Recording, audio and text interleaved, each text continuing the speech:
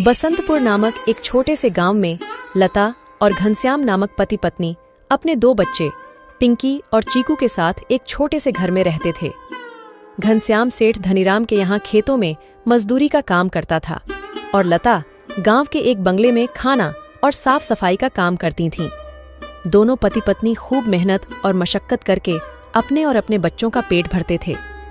यूं तो हमेशा ही गर्मी के समय 40 डिग्री तक तापमान चला जाता था, लेकिन इस साल तापमान बहुत ज्यादा बढ़ गया था, जिस वजह से बसंतपुर गांव के लोग बहुत ज्यादा परेशान थे। दिन हो या रात हो, लोग गर्मी से बेहाल थे। इस साल तो बहुत ज्यादा गर्मी पड़ी है। इतनी कड़ी धूप में काम करना बहुत मुश्किल हो गया है। घर से निकलते ही पसीना बारिश की तरह टपकने लगता है।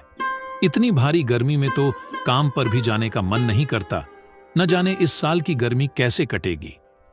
चलो अच्छा, मैं काम पर जाता हूँ, वरना सेठ गुस्सा करेंगे। घनश्याम मजदूरी पर चला जाता है। पिंकी और चिंकी एक सरकारी स्कूल में पढ़ते थे। लता पिंकी और चिंकी को स्कूल छोड़कर काम पर चली जाती है। उस बंगले में मालकिन हेमलता और मालिक रामचंद्र अपने दो बच्चे टीना और शिवम के साथ रहते थे। अरे लता, आ गई तू। अब चल जल्दी से सारे काम निपटा लो। पता है ना, शिवम की बर्थडे पार्टी है, तो सारे काम 4 बजे से पहले ही हो जाने चाहिए। और हाँ, इसके बाद तुम घर सजाने में भी मेरी मदद करोगी, ठीक है? ठीक है मालकिन, मैं पहले जाकर घर के सारे काम निपटा लेती हूँ। इसके बाद घर को सजाने में मैं आपकी मदद करूँगी। ऐसे लता घर के सारे काम करने के बाद हेमलता की घर को सजाने में मदद करती है। हेमलता और लता मिलकर पूरे घर को अच्छी तरह से सजा देते हैं। अच्छा मालकिन, मैंने घर के सारे काम निपटा दिए हैं और पार्टी की सारी तैयारी भी हो गई है, तो अब मैं घर जाती हूँ। हाँ ठीक है, लेकिन पता है ना तुम्हें, आज शिवम की बर्थडे पार्टी है, तो तुम शाम को 7 बजे अपने बच्चों के साथ पार्टी में आ जाना। और हाँ, मुझे तुम्हारी थोड़ी मदद की भी जरूरत होगी। ठीक है मालकिन, मैं शाम के समय बच्चों के साथ यहाँ आ जाऊंगी। ऐसा कहकर लता घर चली जाती है और दोनों बच्चों को तैयार करके शाम को 7 बजे पार्टी में आ जाती है। पार्टी बहुत ही शानदार होती है। लता के बच्चे इतना बड़ा घर देखकर कहते हैं, अरे यार चिंकी, यह घर कितना बड़ा है और कितना सुंदर है। बाहर कितनी गर्मी है, फिर भी इनके घर के अंदर कितना ठंड लग रहा है। पिंकी और चिंकी की बातें शिवम सुन लेता है और वह उनसे कहता है, अरे ये घर ठंडा इसलिए लग रहा है क्योंकि हमारे घर में हर कमरे में एसी लगा हुआ है। ओह, मतलब कि एसी लगाने से घर बहुत ठंडा हो जाता है। दीदी, हम भी अपने पिताजी को अपने घर में एसी लगाने के लिए बोलते हैं ना, हमारे घर में भी बहुत ठंडा लगेगा। चलो बच्चों, इधर आओ, केक काटने का टाइम हो गया है।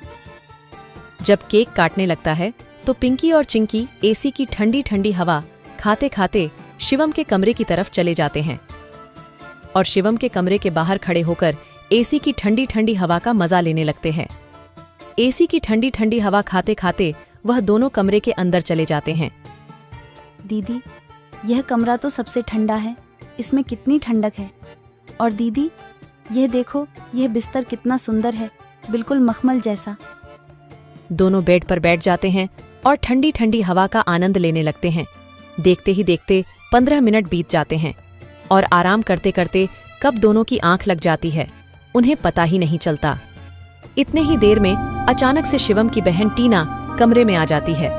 वह पिंकी और चिंकी दोनों को शिवम की बेड पर लेटा देखकर जोर से भड़कती है। ये दोनों मेरे कमरे में क्या कर रहे हैं? माँ इधर आओ, देखो ये दोनों मेरे बेड पर क्या कर रहे हैं। टीना की आवाज सुनकर हेमलता कमरे में आती है। तुम दोनों अभी के अभी मेरे बेड से उठो। पिंकी और चिंकी हेमलता की आवाज सुनकर जग जाते हैं। लता भी हेमलता की आवाज सुनकर भागी भागी चली आती है। क्या हुआ मालकिन? आपकी बहुत जोर से नीचे आवाज आ रही थी। क्या हुआ? ये पूछ, क्या नहीं हुआ? ये देख नहीं रही तू? तेरे बच्चों ने अपने गंदे मेले बदबूदार कपड़ों से मेरा पूरा बेड गंदा कर दिया। तेरे बच्चों ने एसी देखा नहीं कि सोने चले मेरे बेड पे। हद होती है यार। मैं तो तेरे बच्चों को इसलिए बुलाया था कि इनका भी थोड़ा मन लग जाएगा।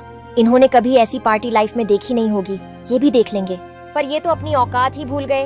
ये हमारा घर है, कोई धर्मशाला नहीं कि कोई भी भिखारी हमारे कमरे में आ जाएगा और आकर के सो जाएगा। तू अभी के अभी अपने बच्चों को लेकर निकल यहाँ से। और हाँ, कल से काम पर भी आने की जरूरत नहीं है। मालकिन ऐसा मत करो, मेरी बात तो सुनो। बच्चे नादान हैं। मैं वादा करती हूँ आगे से ऐसा दोबारा नहीं होगा। यह मेरी आखिरी भूल समझकर माफ कर दीजिए मालकिन। मुझे काम से मत निकालिए मालकिन। इस काम के सहारे तो मेरा घर चल रहा है। ये तेरी सर दर्द है। अब तू यहाँ पर काम नहीं कर सकती। अब तू अपने बच्चों को ले और यहाँ से निकाल। हेमलता लता और उसके बच्चों को घर से बाहर निकाल देती है और आगे से काम पर आने को भी मना कर देती है। अब लता के पास कोई काम नहीं था। घर का सारा भार अब घनश्याम के कंधों पर आ गया था। हे भगवान, आज तो खाना बनाने के लिए आटा भी नहीं है। अब मैं आटा कहाँ से लाऊं? मेरे पास तो अब और पैसे भी नहीं है। और जो तनख्वाह घनश्याम जी को मिली थी वह सब घर खर्चे में खत्म हो गए। मेरा क्या है? मैं तो पानी पीकर भी सो जाऊंगी, पर बच्चों को क्या? भूखे पेट इन्हें नींद कैसे आएगी? आ गए आप। घर में राशन खत्म हो गया है। आज खाने में कुछ नहीं बना है। कोई बात नहीं, खाना आज मैं अपने साथ लेकर आया हूँ। सेठ जी के यहाँ पर आज दावत थी तो उन्होंने कुछ खाना बच्चों के लिए भी भिजवा दिया है। ऐसे उस रात तो वह सभी खाना खाकर सो जाते हैं।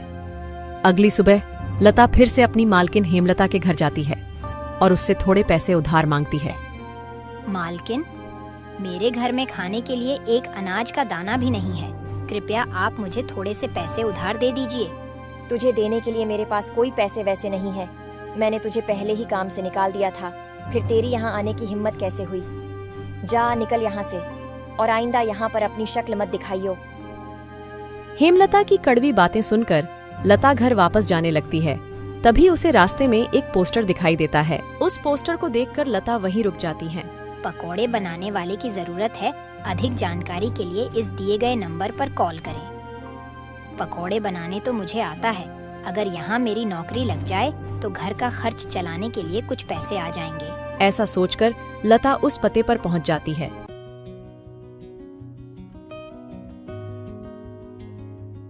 भैया, मैंने आपका पोस्टर देखा। आपको किसी पकोड़े बनाने वाले की जरूरत है? हाँ, जरूर तो है। तुम पकोड़ा बना लोगी। क्या तुम्हें पकोड़े बनाने आते हैं? हाँ, सब मुझे कई तरह के पकोड़े बनाने आते हैं, जैसे मिर्च का पकोड़ा, पालक का पकोड़ा, पनीर का पकोड़ा और भी कई प्रकार के पकोड़े मुझे बनाने आते हैं। तो ठीक है, तुम आज से ही काम पर लग सकती हो। ऐसे लता पकोड़े बनाने वाले के साथ काम पर लग जाती है और ग्राहकों को पकोड़े सर्व करने लगती है। ऐसे ही शाम हो जाती है और रमेश के सारे पकोड़े बिक जाते हैं। चलो, आज तो सारे पकोड़े बिक गए। आज तो तुमने पकोड़े सिर्फ सर्वे किए हैं, लेकिन कल से तुम्हें पकोड़े बनाने भी होंगे। हाँ साहब, मैं बहुत ही स्वादिष्ट पकोड़े बनाना जानती हूँ। तो ठीक है, ये लो आज के काम के पैसे। 300 रुपए लेकर लता सबसे पहले राशन की दुकान पर जाती है और वहां से राशन का सामान खरीदकर घर आ जाती है। घर पहुंचकर लता सबसे पहले बच्चों के लिए खाना बनाती है और उनको परोसती है। चिंकी, पिंकी, आ जाओ खाना खा लो। इतने में घनश्याम भी वहां आ जाता है और लता घनश्याम को अपने नए काम के बारे में बताती है। इस तरह सारे मिलकर खुशी खुशी खाना खाते हैं। अगली सुबह लता बच्चों को स्कूल छोड़कर वापस काम पर चली जाती है। दुकान पर पहुंचकर लता पकोड़े बनाती है। लता के बने हुए पकोड़े ग्राहकों को बहुत पसंद आते हैं। लता के बने हुए पकोड़े खाकर ग्राहक पकोड़े की बहुत तारीफ करते हैं। उनको आज के बनाए हुए पकोड़े कल से भी ज्यादा अच्छे लगे। रमेश भाई, तुम्हारे आज के पकोड़े का तो कोई जवाब ही नहीं। इससे स्वादिष्ट पकोड़े मैंने आज से पहले इस होटल में कभी नहीं खाए। आखिर आज ऐसा क्या मिलाया है इन पकोड़ों में जो इतने स्वादिष्ट बने हैं? आज तो मैं एक और प्लेट खाऊंगा। मेरे लिए एक एक्स्ट्रा प्लेट पकोड़े लगा दो। ऐसे रमेश अपने ग्राहकों के मुंह से पकोड़े की तारीफ को सुनकर लता से कहता है, लता, तुम्हारे हाथ में तो जादू है। तुम्हारे हाथों के बने पकोड़े खाकर ग्राहक एक एक एक्स्ट्रा प्लेट पकोड़े खा रहे हैं। तुमने तो कमाल ही कर दिया। आखिर ऐसा क्या मिलाया है इन पकोड़े में जो ग्राहक इतनी तारीफ कर रहे हैं? साहब जी, कुछ खास नहीं मिलाया है, बस थोड़े से नमक मिर्च मसाले बराबर मात्रा में डाले हैं, बस। ऐसे रमेश के आज के पकोड़े बहुत जल्द ही खत्म हो जाते हैं। आज तो पकोड़े बहुत जल्द ही खत्म हो गए। कल से हमें और ज्यादा से ज्यादा पकोड़े बनाने होंगे। और हाँ, अब हमारी पकोड़ों की सेल और ज्यादा अच्छी होने लगी है, इसलिए कल मैं दुकान में एसी लगवा रहा हूँ। इससे ग्राहक भी एसी की ठंडी ठंडी हवा में पकोड़ों का मजा लेंगे और हमारे पकोड़े की सेल और ज्यादा बढ़ेगी। तुम क्या कहती हो? साहब, विचार तो बहुत अच्छा है। अगले दिन रमेश अपनी दुकान में एसी लगवा लेता है और जैसा उसने सोचा था वैसा ही हुआ। एसी लगने के बाद रमेश के दुकान पर ग्राहकों की संख्या बढ़ जाती है। ग्राहक ठंडी ठंडी हवा में बैठकर पकोड़े खाने का आनंद उठाते हैं। ऐसे रमेश के आज भी सारे पकोड़े बहुत जल्द ही बिक जाते हैं। शाम के समय जब लता घर वापस आती है और वह चिंकी और पिंकी को आपस में बातें करते हुए सुनती है। दीदी, उस दिन पार्टी में कितना मजा आ रहा था ना। कहाँ हम उस दिन एसी की ठंडी ठंडी हवा खा रहे थे और कहाँ आज हम इतनी गर्मी में बैठे हैं। काश हमारे घर में भी एसी होती तो हम भी अभी एसी की ठंडी ठंडी हवा खा रहे होते। इतने में लता अंदर आ जाती है। अरे चिंकी और पिंकी, तुम दोनों क्या कर रहे हो? तुम दोनों ने अपने स्कूल का होमवर्क किया? चलो जल्दी से अपना अपना होमवर्क कर लो। मैं खाना बनाने जा रही हूँ। इसके बाद खाना खाकर जल्दी सो जाना।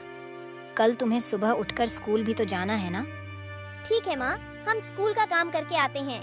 ऐसे दिन बीतते जाते हैं और लता के हालात पहले से ठीक होते जाते हैं। ऐसे ही एक दिन सुबह लता काम पर जा रही होती है, तभी उसे भंगार की एक दुकान दिखती है। उसे दुकान पर कई सारे सामान थे, जैसे कूलर, पंखा, फ्रिज, एसी इत्यादि। लता का ध्यान उस दुकान में रखे पुराने एसी की तरफ जाता है। वह उसे बहुत पसंद आता है। वह उस दुकानदार से बोलती है, भैया, ये एसी का क्या दाम है? मात्र 10,000 रुपए की है। 10,000? ये तो बहुत ज्यादा है। ज्यादा नहीं, ये तो बहुत कम है। ये सेकंड हैंड एसी है। अगर नई एसी खरीदने जाओगी तो 30,000 से कम की नहीं आएगी। अच्छा ठीक है, पर ये सही से तो चलती है ना? हाँ, बिल्कुल सही से चलती है। अगर 6 महीने से पहले ये एसी बंद हो जाती है तो इसकी सारी रिपेयरिंग की सर्विस बिल्कुल फ्री होगी। ठीक है, लेकिन इसका सही सही दाम लगाओ। मैं इसके 8,000 दूंगी। अगर तुम्हें देनी है तो मुझे ये ऐसी 8,000 में दे दो। ठीक है, बताओ कहाँ लगानी है। लता उस आदमी को अपने घर लेकर आती है। वह आदमी लता के घर पहुंचकर एसी को लगा देता है। एसी चालू करते ही ठंडी ठंडी हवा घर में फैलने लगती है। बच्चे भी इस ठंडी ठंडी हवा का मजा उठाते हैं। वह दीदी, क्या मजा आ रहा है। एसी की ठंडी ठंडी हवा, ऐसा लग रहा है जैसे बर्फ की चादर ओढ़ ली है हमने। इतनी कड़ी गर्मी में ये ठंडी ठंडी हवा बर्फ की चादर जैसी लग रही है। घर में एसी के लगते ही बच्चे बहुत खुश हो जाते हैं। घनश्याम भी घर पर आ जाता है। ओह, आखिर तुमने बच्चों की इच्छा पूरी कर ही दी। कैसे ना करती भला। बच्चे तो आखिर मेरी जान है। इनसे बढ़कर मेरे लिए कुछ भी नहीं। एसी लग जाने की वजह से बच्चे बहुत खुश होते हैं और लता की कमाई भी अच्छी होने लगती है। लता के बने हुए पकौड़ों की वजह से रमेश के दुकान पर ग्राहकों की भीड़ लगी रहती थी। इससे रमेश खुश होकर लता की तनख्वाह बढ़ा देता है। थोड़े दिन बाद घनश्याम भी सेठ धनीराम के यहाँ मजदूरी छोड़कर लता के साथ पकोड़े बनाने लगता है। दोनों को रमेश काफी अच्छी सैलरी देता था, जिससे उनका घर खर्च काफी आसानी से चल जाता था। बच्चे पूरी गर्मी ऐसी की ठंडी ठंडी हवा में गुजरते हैं और इस तरह वह लोग अपना जीवन खुशी खुशी जीने लगते हैं।